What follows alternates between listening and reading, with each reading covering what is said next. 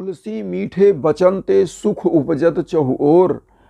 वसीकरण एक मंत्र है, तजदे वचन कठोर। ओम साई राम मित्रों, आज का ब्लॉग आप सभी साईं परिवार के लिए विशेष लाभकारी और कल्याणकारी, क्योंकि आज के ब्लॉग में हम अपने साईं परिवार के लिए एक विशेष उपाय लेकर के आए हैं जो वसीकरण सम्मोहन का उपाय है।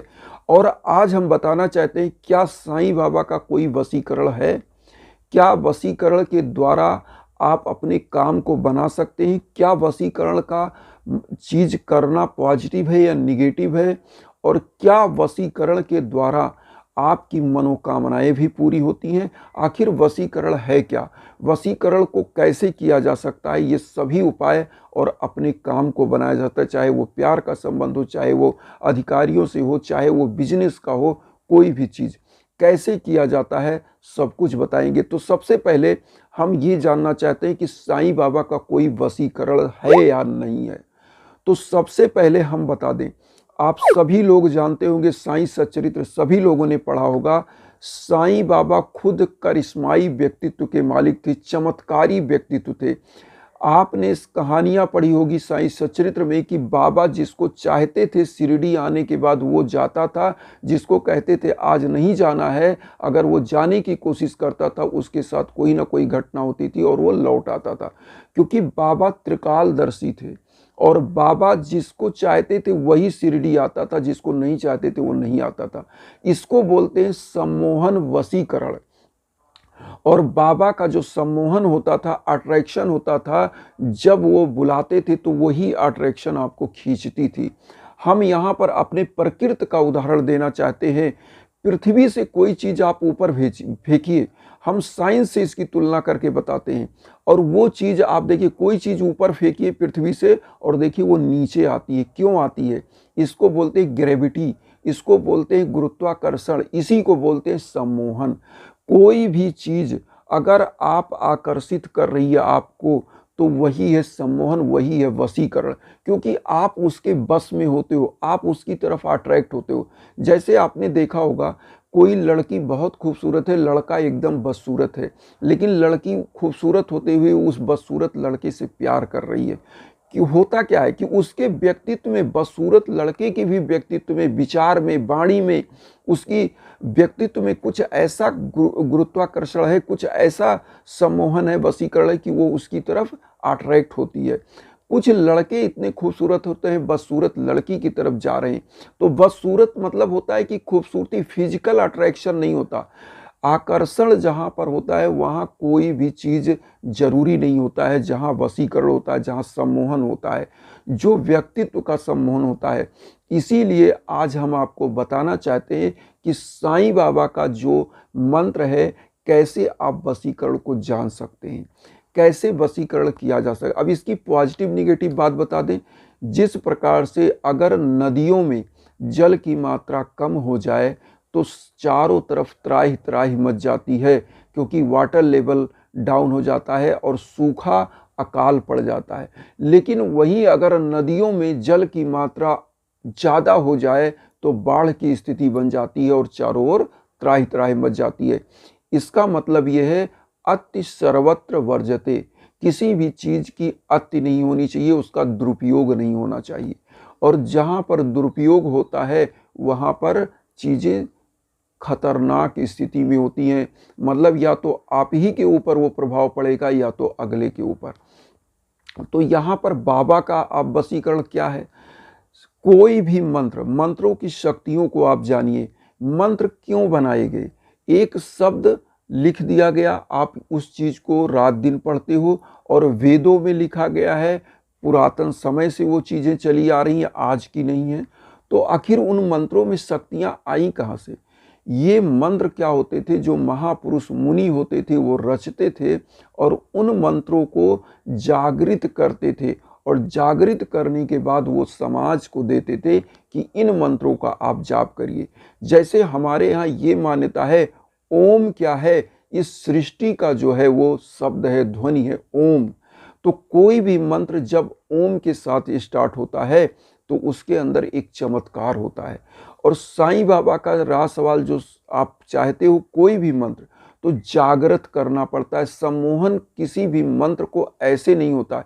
इसीलिए जब मैं पूजा पाठ हवन करता हूँ तो आपको यही तो बताता हूँ कि इस मंत्र का 108 बार जाप करके ये करिए। तो होता क्या है कि 108 क्या है, शुभ अंक है। जो हमारे यहाँ 108, 121, 51, 11 ये सब शुभ अंक माने गए हैं कि कहीं ना कहीं वेदों में, कहीं ना कहीं हमारी सृष्टि में ये चीज़ें हैं जो आकर्षित करती हैं, जिनके अंदर शक्ति है। और जिनके अंदर शक्ति है वो सम्मोहन करने की गुण रखते हैं। जिस प्रकार से हीरे को रख दिया जाए और हीरा क्या करता है, वो फुल्ली ट्रांसपेरेंट होता है और कोई भी किरण उसके ऊपर पड़ती है तो पूरा का पूरा रिफ्लेक्ट करता है, चमकता है, शानदार।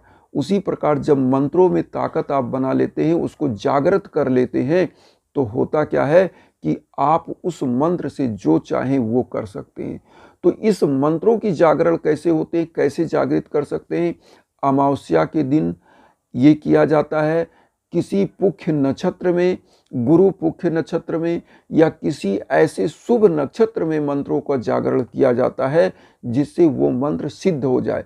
और जब सिद्धियां प्राप्त हो जाती हैं तो उससे आप पॉजिटिव चीज कर सकते हो। एक चीज मैं अपनी ही बात बताऊं, जैसे मैं ही बाबा का जब साधक बना और करता रहा तो मुझे कोई चीजें कोई बोलता है तो मैं शब्दों से पकड़ने लगता हूं। वो क्या होता है, बाबा ने 11 वचन में कहा है कि मुझे सदा जीवित ही जानो, अनुभव करो सत्य पहचानो। अनुभूति का विषय, वो अनुभव होने लगता है आपको। अगर आप बाबा के सच्चे साधक हैं तो वो चीज़ बाबा आपको अनुभूति देने लगते हैं। इसीलिए मैं कई लोगों के शब्दों से ही पकड़ने लगता हूँ कि अरे, तो मुझे जैसे लोग एक्सरे करते हैं ना, स्केलेटन दिखता है, ऐसे दिखने लगता है। तो ये चीज़ें क्या है, ये बाबा की शक्तियाँ हैं और इन शक्तियों का दुरुपयोग नहीं होना चाहिए। जब आप किसी चीज़ की सिद्धि प्राप्त कर लेते हो और दुरुपयोग करते हो तो वो चीज़ क्षय हो जाती है, खत्म हो जाती है, समाप्त हो जाती है। इसलिए जब सिद्धियां प्राप्त हों तो कल्याणकारी कार्य करने चाहिए। जैसे बाबा को, साईं बाबा को क्या थी, सिद्धियां प्राप्त थी। उन्होंने क्या किया, कल्याणकारी कार्य किया। समाज के लिए, गरीबों के लिए, जीवों के लिए, लोगों के लिए दयालुता का भाव रखा। ना कि उन्होंने अपने लाभ के लिए कोई चीज़ किया, उन्होंने समाज के लिए किया। तो बाबा के पास चमत्कारिक शक्तियाँ होते हुए भी लोगों के लिए समाज का काम किया, लोगों के उत्थान के लिए किया, उनके जीवन के लिए किया। तो हमारा भी यही कर्तव्य है कि बाबा की सिद्धियाँ अगर आपको मिलती हैं तो हम आप कल्याण का काम करें। इसीलिए मैं आपको बताता हूँ मैं हवन क्यों करता हूँ। लोग मेरे पास लाइन लगाए रहते हैं लेकिन मैं उन्हीं का हवन एक्सेप्ट करता हूँ, उन्हीं से बोलता भी हूँ कि आप हवन कराइए, क्योंकि मुझे लगता है ये व्यक्तित्व पॉजिटिव है, इसके काम को करना चाहिए। और वो बाबा की ऊर्जा के द्वारा मुझे पता चलता है और मैं तब बोलता हूँ कि नहीं, आपका हवन होगा, ऐसे होगा। और उस हवन के भले थोड़े से चार्जेस ज़रूर हैं क्योंकि वो लकड़ियों के हैं और वो मैं बार बार बताता हूँ, और जो अर्जियाँ हैं उसको मैं लगाता ही लगाता हूँ। तो कहने का यहाँ मकसद क्या है कि जो हवन की शक्ति है ये आकर्षण की तीव्रतम शक्तियों में से है। और हवन इसीलिए जरूरी होता है, पुरातन समय से, आदि अनादिकाल से किसी भी धर्म क्षेत्र पर जाएंगे आप तो वहाँ अग्नि प्रज्वलित की गई है। वो क्या है, एक ऊर्जा है। और जो ये मंत्र है, मंत्रों की शक्ति क्या, ऊर्जा की शक्ति है, पॉजिटिव और निगेटिव। तो इन्हीं पॉजिटिव और निगेटिव शक्तियों का रूप ही सम्मोहन है, वशीकरण है। तो इन चीज़ों को जागृत करने के लिए अगर आप चाहते हैं तो किसी भी एक मंत्र को साईं बाबा के लीजिए और किसी भी शुभ नक्षत्र में आप 108 माला जाप करिए। और इसका श्रम यह है कि 108 माला पर डे होना चाहिए और कम से कम 21 दिन होना चाहिए, स्वच्छता के साथ, पवित्रता के साथ और विचारों की पवित्रता के साथ।